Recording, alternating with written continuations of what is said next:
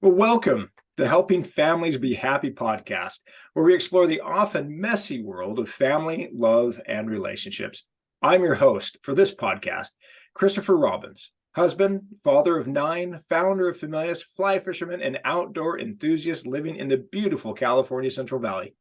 For the video of this podcast, please view it on the Familius YouTube channel. We welcome today's guest, Adina Oberman. Adina is a former preschool teacher and mom of 2 young children. For over 15 years, she's helped families through the ups and downs of early childhood. She loves sharing her knowledge of early childhood education and her passion for great children's literature. She's the creator of Big Books for Little Hands, a site that connects parents and educators to the best books for navigating the challenges of life with kids. She has a master's degree in early childhood education and is certified in early childhood special education. Adina is currently part of the Familius marketing team. Today, we're exploring Jewish holidays to help families expand and celebrate cultural and religious awareness. This podcast aligns with the Familius habits: love together, play together, eat together, and learn together. You can learn more about the Familius 10 Habits of Happy Families by going to the Habit Hub blog on familius.com. Adina, as always, thank you for joining us. Thank you for having me. You definitely have the love together, eat together part right on this one. All Jewish holidays have most Jewish holidays have lots of delicious food, and it's part of the celebration. Well, that's wonderful. And we are looking forward to learning more about that. Now, so I've heard this term, high holidays. For those of us who don't have any understanding of this, could you explain the Jewish holidays that happen during this time of year? Absolutely. So there are a lot of Jewish holidays that happen in the fall, and they're sort of one right after the other. And it begins with Rosh Hashanah, or you'll hear people say Rosh Hashanah, and that is the Jewish New Year, and it celebrates the new year and renewal of everything, and also a time of reflection, and just thinking about how you can make the year ahead better. And then that's quickly followed by Yom Kippur, or you might hear people say Yom Kippur. And that is the Day of Atonement, when Jewish people all over the world think about all of the things they may have done throughout the year that they're sorry for or that they may want to change. And we literally ask God and our friends and family, all those around us, for forgiveness. And we hope that God will inscribe us in what we call the Book of Life for the following year if we are sincere in our wishes to be better this year. That's a very solemn holiday. There's for healthy Jewish people over 13, you can fast, and in not eating and drinking, you are showing that you are sincere in your wishes to be better. Children don't have to fast. And once that holiday is over, everybody's very happy because they can go back to eating.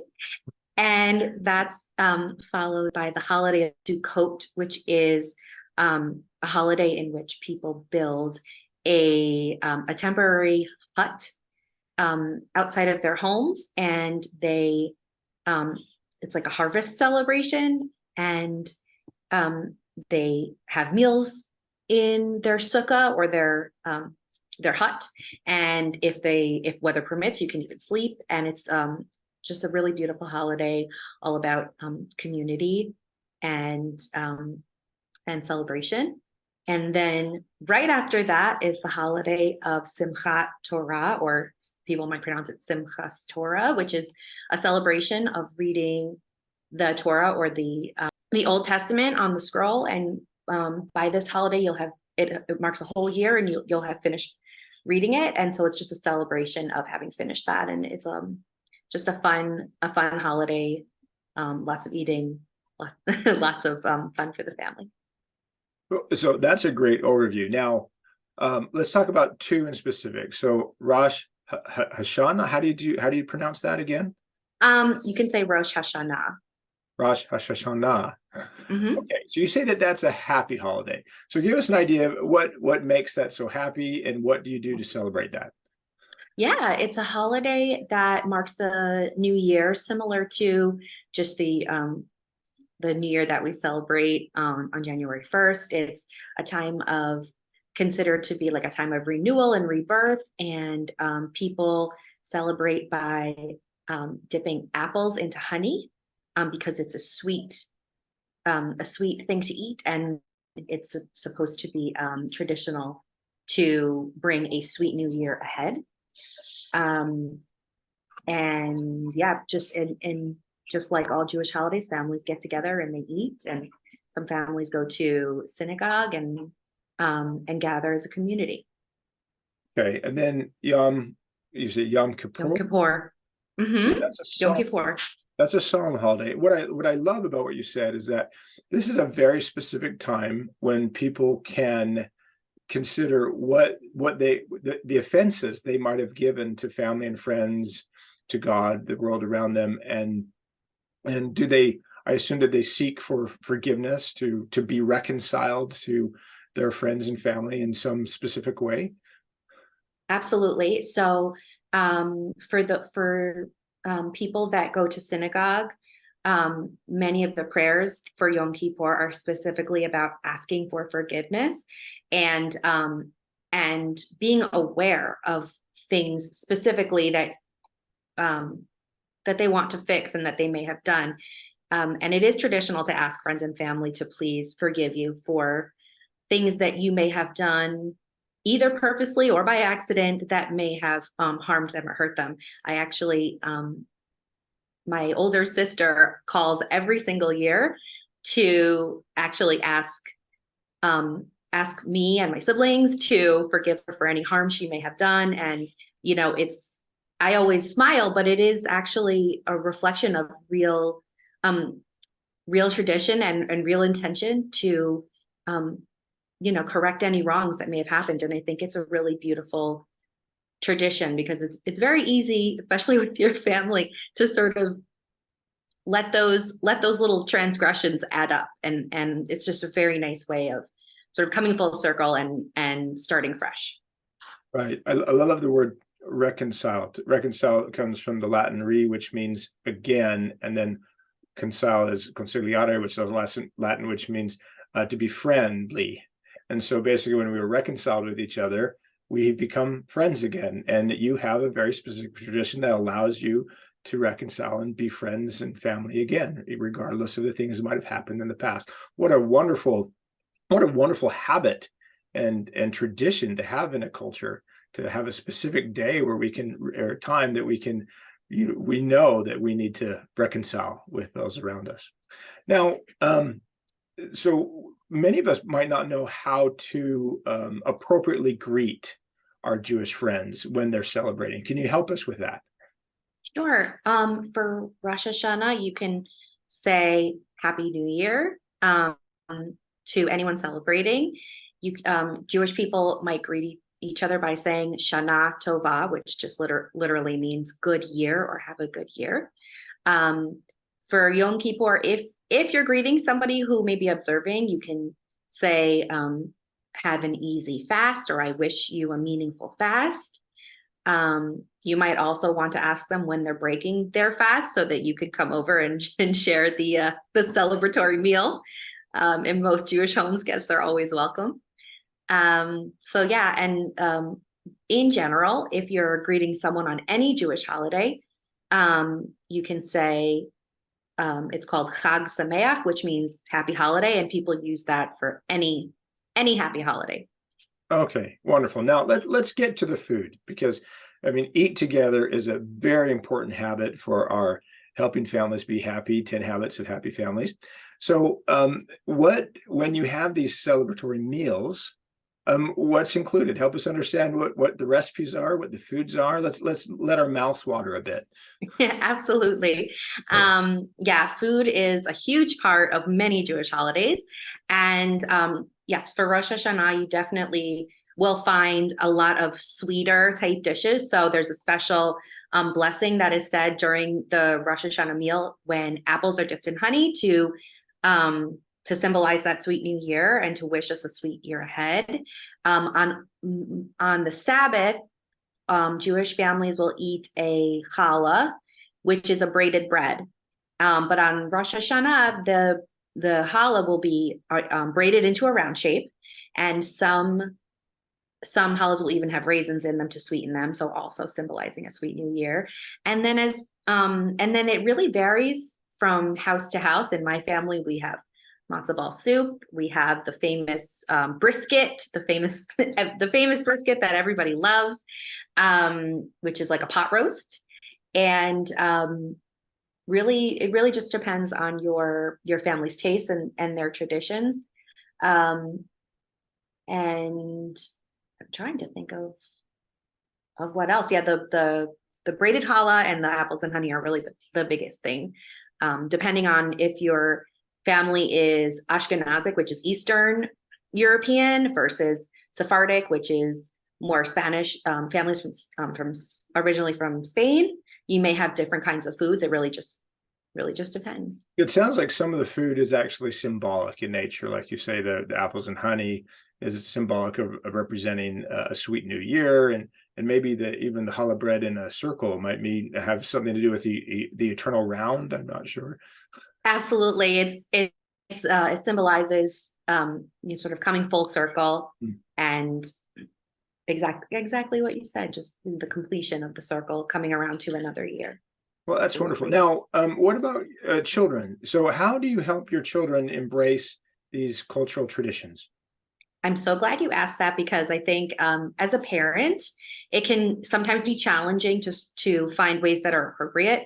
So food is always a great way to involve your kids, whether it's preparing food with them, or just sitting down when you're eating and asking them questions and explaining why you're eating what you're eating. Those are some really easy ways to bring your children into the celebration and to help them feel connected to their heritage and to their family. Another great way is to read books, as you know. So any books about the Jewish holidays are great, and they really help make these concepts that can be a little bit abstract. It makes them more complete. So if you're a child, you don't really understand necessarily what it means to have it be a new year, or what feeling sorry means. But when you add in some stories and children can see these concepts on the pages of a book, they begin to start to internalize it, right? Even our youngest kids, even if they don't totally understand, or even if they're not super verbal, the exposure of learning about their culture and their heritage is laying that foundation for them to feel connected and to sort of understand. My favorite thing to suggest to everyone is, for any Jewish holiday, there is a tremendous totally free resource available to anyone. And that is an organization called PJ Library. And PJ Library is a nonprofit, and they have tremendous resources that are available to everyone. They send you, if you sign up, they will send you, your child, your grandchild, free Jewish books every single month, and typically they're seasonal. So with Rosh Hashanah just having happened, I got a whole bunch of books in the mail that were age appropriate for my kids, all about Rosh Hashanah, and then I'll be continuing to get more books ahead of all the next holidays. They also have a really fantastic website with ideas for activities that you can do, simple recipes that you can share with your kids, songs. Sometimes songs are the most simple and easy way to bring your kids in, because you can play it when you're in the car, you can play it while you're cooking, while kids are playing, while you're preparing food, and it just kind of brings in that extra element of bringing Jewish culture and bringing their identity to their ears. So I always tell people, go to PJ Library and check it out, because you'll find something to do that works for your family, whether you're a super religious family, a not so super religious family. If your family has multiple faiths, there's something really for everyone, and kids of all ages. That's wonderful. You shared a lot of information that helps us better appreciate Jewish culture and traditions, some of the symbolism that is aligned with these traditions, how to get children involved in your own culture, as well as help us understand how we can help our children get involved in the unique culture that we might have, and provided some specific resources that we can look up to help us be better educated, knowledgeable about the Jewish culture and Jewish holidays. What a great opportunity. So is there anything else you feel like you want to share with our audience about what we should know? Absolutely. Sometimes it can feel overwhelming to think that you have to bring this whole identity to your child, and that you if you're maybe don't have family around, or maybe your experience is kind of limited, it can feel very overwhelming to say, hey, how am I going to start from scratch celebrating these holidays? Or I only really know about some of them, but not all. And my advice would be to find a JCC, or a Jewish Community Center. They're located all over the United States, in just about every state. And they have usually programming for all ages and for all levels of observance, which is really great, because even if you're not affiliated with a synagogue, you can still be a part of the Jewish community in a way that's meaningful to you. I know as a kid, I spent all of the Jewish holidays in synagogue doing long services, which for kids can be difficult, but there are so many things that you can do if you're not affiliated with a synagogue. You can still be a part of the community and still help your child build that strong Jewish identity, and feel like they're a part of something big and important. Wonderful. And children need to feel part of something big and important, because they are big and important. That's right. Well, Adina, thank you so much for taking time to join us today. Now, where can our guests find you or connect with you online? Sure. The best place is on Instagram. My handle is the letters BBL and then the word hands. So BBL hands, big, that stands for Big Books for Little Hands. Or you can head to bigbooksforlittlehands.com, and you can find links to articles about all different types of books. I always love to include posts about books for Jewish holidays, which can be sometimes hard to find. So definitely head over there. And if you have a specific need for a book, whether it is a milestone, a particular early childhood milestone, or a Jewish holiday, or any kind of challenge, you can email me at bigbooksforlittlehands@gmail.com, and I would love to help you out.